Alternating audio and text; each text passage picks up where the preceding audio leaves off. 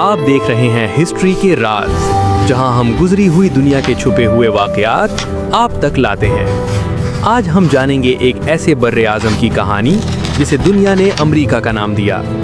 लेकिन क्या आप जानते हैं कि अमेरिका को सबसे पहले किसने दरियाफ्त किया था और ये नाम अमेरिका क्यों पड़ा? चलिए वक्त के पीछे चलते हैं 15वीं सदी के यूरोप में।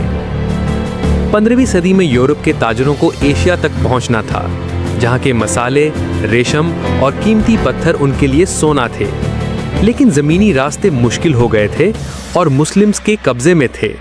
इसलिए यूरोप ने एक नया समुद्री रास्ता ढूंढना शुरू किया, एशिया के लिए मगरिब की तरफ। इसी तलाश में एक आदमी सामने आया जिसका नाम था क्रिस्टोफर कोलंबस।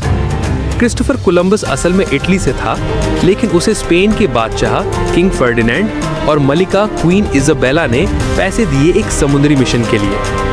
3 जहाज़ों के साथ 1492 में कोलंबस ने सफ़र का आगाज़ किया। उसने सोचा कि अगर वो सीधा मगरिब की तरफ जाए तो वो इंडिया पहुंच जाएगा।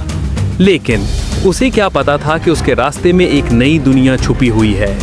6 अक्टूबर 1492 को कोलंबस की नज़र एक ज़मीन पर पड़ी जिसे हम आज बहामास कहते हैं। उसने समझा कि ये इंडिया है और वहाँ के लोगों को इंडियंस कह दिया। लेकिन असल में वो एक नए बर्रे आज़म अमेरिका का पहला मुसाफिर बन गया। लेकिन धोखा ये है कि उसने कभी भी मेनलैंड अमेरिका का कदम नहीं रखा था। तो फिर सवाल उठता है कि अगर कोलंबस ने अमेरिका दरियाफ्त किया तो इसका नाम कोलंबस पर क्यों नहीं है? जवाब है एक और इटली का मुसाफिर, अमेरिगो वेस्पूची। अमेरिगो ने बाद में मैप स्टडी करते हुए कहा कि कोलंबस जो ज़मीन मिला रहा था वो एशिया नहीं, एक बिल्कुल नया बर्रे आज़म था। और फिर 1507 में एक जर्मन नक्शा साज मार्टिन वॉल्ज मिलर ने अपने ग्लोब पर इस नई दुनिया का नाम लिखा, अमेरिका, अमेरिगो के नाम पर।